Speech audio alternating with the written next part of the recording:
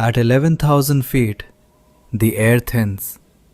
The noise of the modern world dissolves, and the landscape demands absolute presence.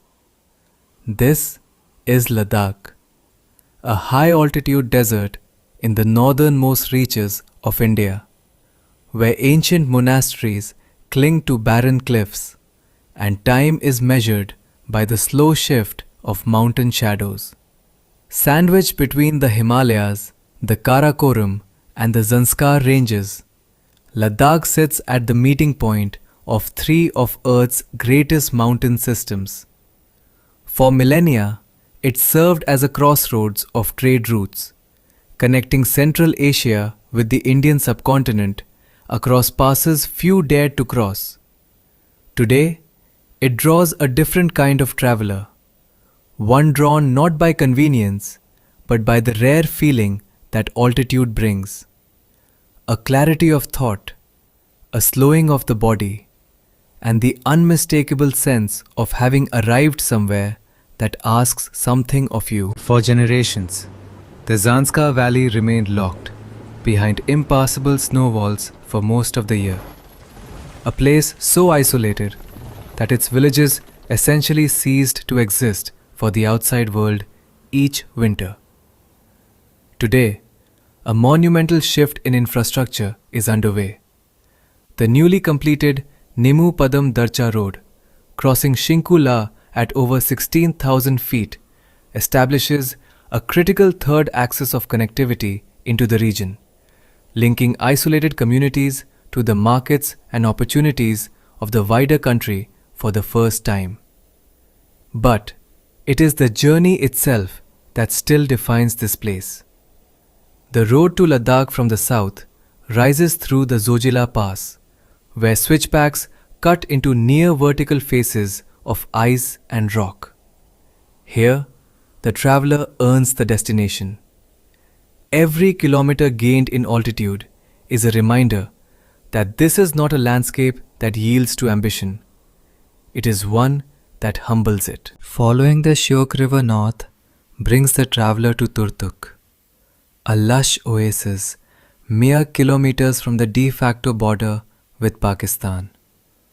Part of Pakistan-administered Kashmir until 1971, this village became part of India following the conflict of that year, preserving a unique Balti culture, language, and heritage that stands entirely distinct from central Ladakh.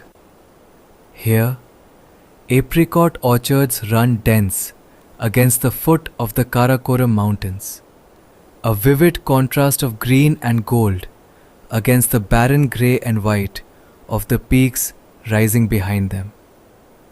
Turtuk's position at the confluence of cultures makes it singular, a place where the architecture, the food, and even the dialect tell a story of borders as lived experiences rather than lines on a map. Beyond the village, the Karakoram Wall rises, one of the most dramatic mountain frontiers on earth. Eastward, near the high-altitude border with Tibet, lies the remote outpost of Hanle. Situated at over 14,000 feet, this tiny settlement offers some of the darkest skies on earth. Recognized as India's first and premier dark sky reserve, Hanle holds a Bortle-1 rating, the rarest classification on the international scale, indicating virtually zero light pollution. On clear nights, which number over 250 per year, the Milky Way appears not as a faint smear, but as a luminous arch that commands the entire sky. The Indian Astronomical Observatory sits here, one of the highest optical telescopes in the world, positioned precisely because the thin, dry air of the Changthang Plateau offers conditions that rival even the great observatories of the Atacama. For the traveler, no telescope is necessary. Simply lying on the cold plateau and looking up is enough to understand why ancient cultures believed the stars were gods. Capturing the beauty of Ladakh requires navigating administrative and environmental realities that no travel guide quite prepares you for. To protect national security in this sensitive border territory, civilian drones are categorically banned.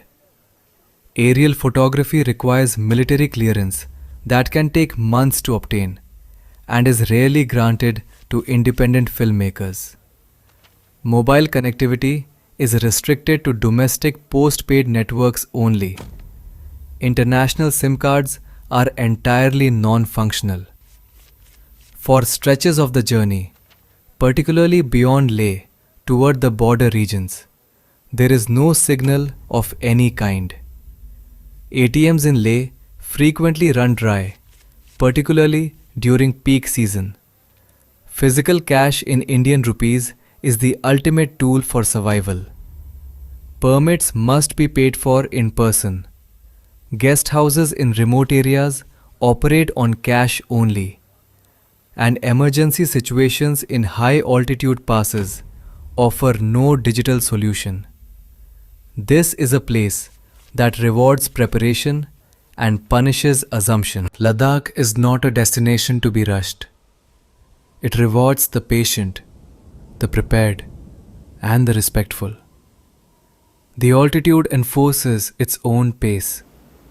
The body acclimatizes on its own schedule, and any attempt to hurry the process results in a sharp reminder of exactly who is in charge. Most travelers find that the enforced slowness becomes the journey's greatest gift.